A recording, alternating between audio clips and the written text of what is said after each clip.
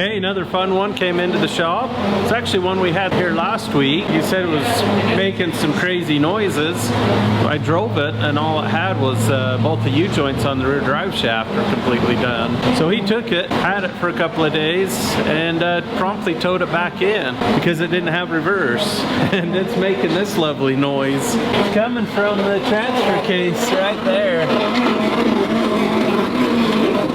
Pretty sure anyway. Actually, I can feel it in the transfer case. Man, that's loud. Sounds like it's up here too. I don't really feel it in the I don't feel it in the trans. Yeah, I can. That's definitely right there. That's the planetary for the transfer case is right there.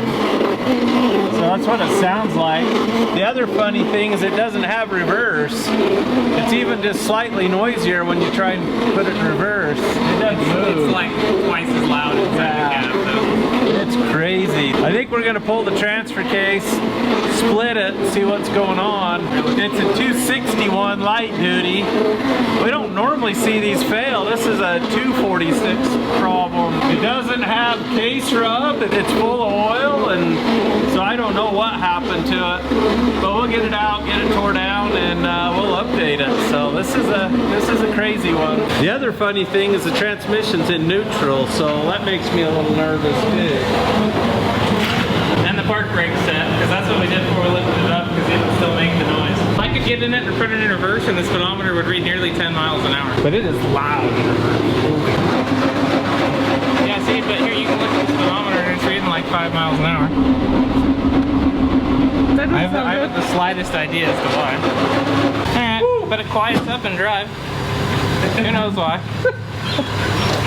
Oh, can you move the wagon, please, Kenny? Yeah.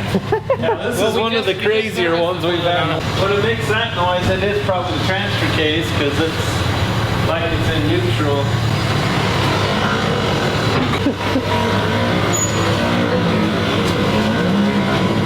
Kaden got the transfer case out. We got it locked here in the vise. The first thing we noticed when we locked it in the vise is how much that input shaft moves. Right there. Let's see, get some light on it. That's not normal. So I'm guessing that input bearing is non-existent. Yeah, yeah. Well, the planetary sounds destroyed. So we'll get this all apart and see what kind of carnage we have in here.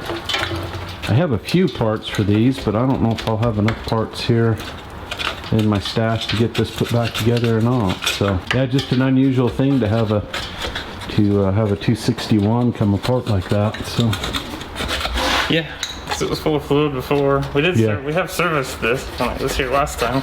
But it wasn't really low or anything. The fluid looked fine. So that's usually what happens is it wears a hole through this housing where the pump sits.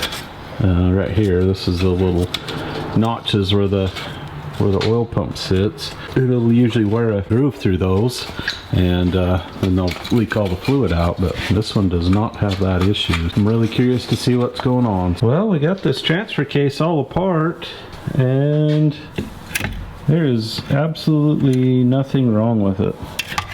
Everything looks brand new. Planetary looks good. Kind of funny, the 261s only use 4 of the 6 planets. Kind of cheesy, but it looks great.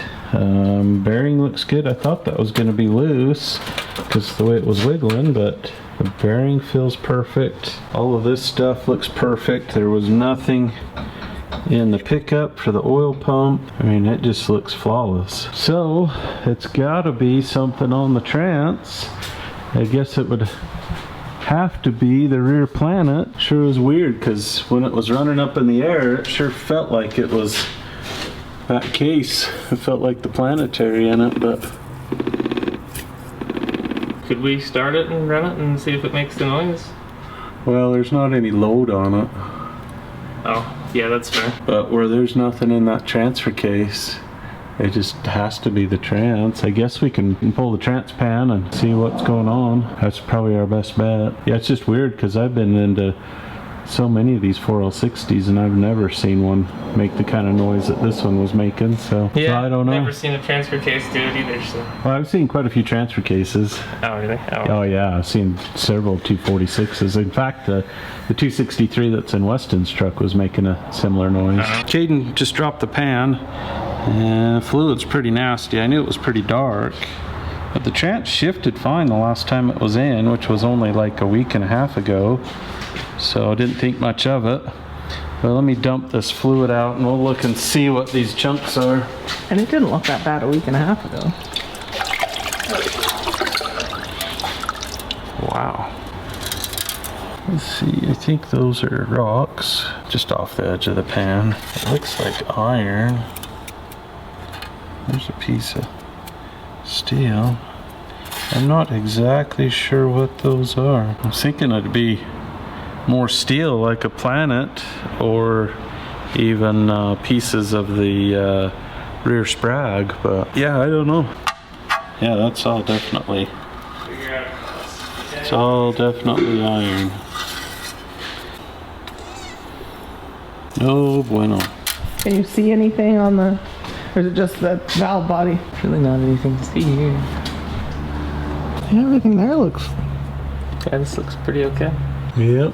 You can't see anything on these. So. Hit? No. What do you mean? It just looked like it was dipped funny. Yeah. Oh, no, that's not there. Definitely gonna need some trans love. Yeah, that sucks. Yeah, it does. Transfer case would have been a lot easier.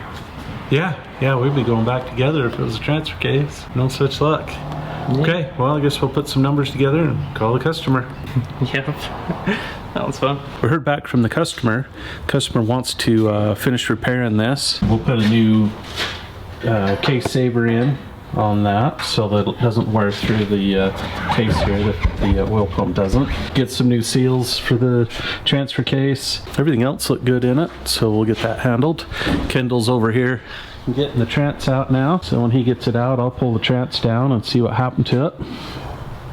I'm really curious as to what blew up in here. Did you get those exhaust bolts out okay? Not yet. Oh, okay. Still working on it. So, sounds good. Perfect. Kendall got that trans out. Just got it standing up here in the pan.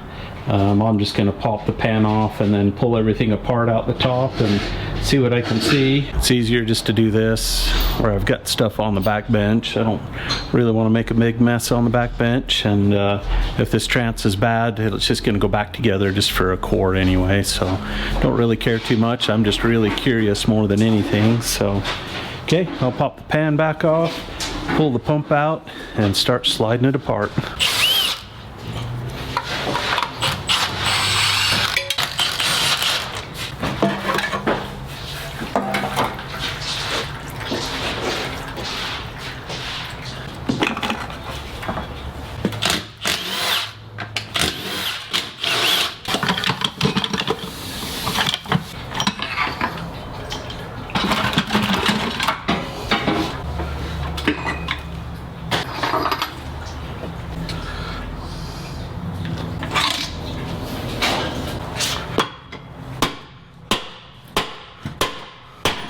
There it goes.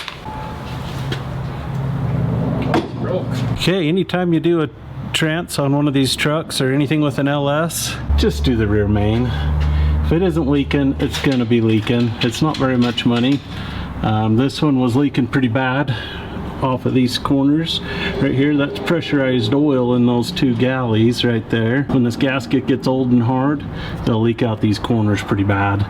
And this one was leaking a little bit, not terrible, but another few months and it would have been pouring like crazy. Just do yourself a favor, or if you're doing a customer's rig, just do it while it's apart. I got this all apart and I was suspecting it was the rear planetary, and it sure was. Holy cow. Look at that, it broke, and then a piece of the planet carrier right there got wedged in that annulus gear. Wedged that thing open, and the carnage continued to ensue from there. So pretty crazy, huh, Kaden? That's crazy. Yeah, I don't think I've ever seen one broke like that. So No, but that would make sense as to why it wouldn't move. It's just crazy that it was only moving forward. yeah, it moved in forward but not reversed. So But this trans is just going to be a core, so I'll just throw all the pieces back in. And we have a GM Reman trans out there in the crate. I prefer to use those whenever possible. They have a pretty good warranty on them, and they're fairly reasonably priced. So, but yeah, we'll pull all the parts off of that trans that we need, because we'll need that adapter and a bracket or two off of it. And we'll get that in. Kendall's still torquing all the bolts for the rear main. Oh yeah, we'll get that centered. Usually if you get a 2 or 3 thousandths in there, she'll on both sides. Yeah. 2 or 3 thousandths? Better than 13? Yeah, if it has just 2 or 3, because I don't think there's more than about 10 total clearance. So just one of the smaller ones.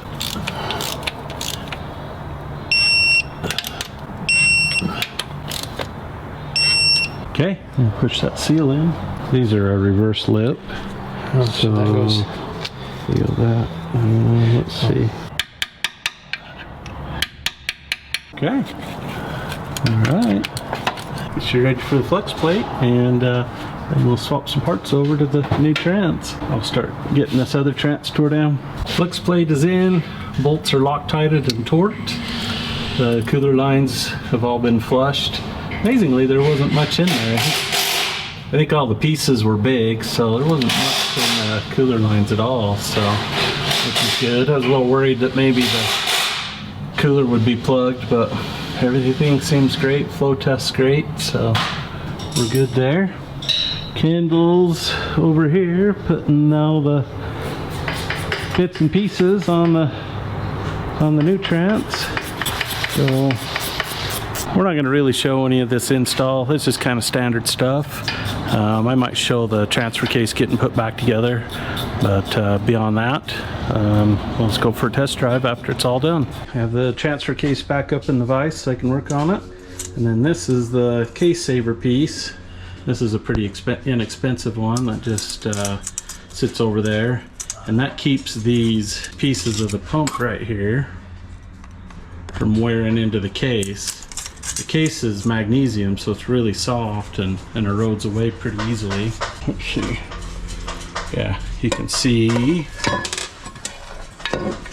right in here, these are the little spots where the pump sits, and you can see where it's been rocking back and forth, and you can see where the little stamped piece was. This little guy, it's broken. It fit down in here like that, and that was the only piece that was holding, that keeps that from wearing into the case. So once that breaks and falls out, then it just wears 4 little holes in the case and leaks all the fluid out and ruins the transfer case. But this one hadn't done that yet, amazingly. But anyway, I got this all silicone ready to go together. We'll set this on, torque all the bolts, and this will be ready to go back in the truck.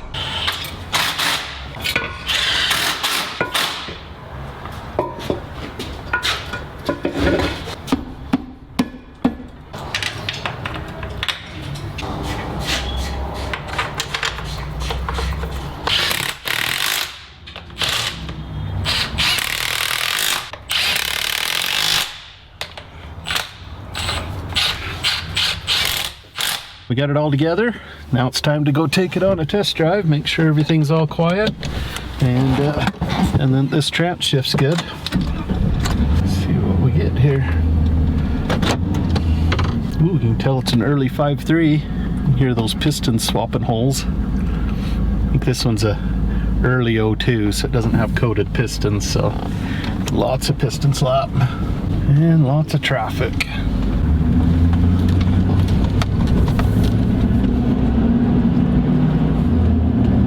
2 shift is good. That's the hard thing to get right on a 4L60. 2.3 feels good. Don't hear any noises. Don't hear any noises. Doesn't sound like it's got a big old card in the spokes anymore. No codes.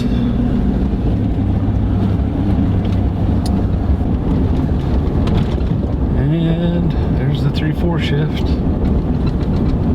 Feels good. We'll get up here and make sure the 4-wheel drive works. I never did check make sure the transfer case worked before I pulled it out of the shop, so hopefully that all works.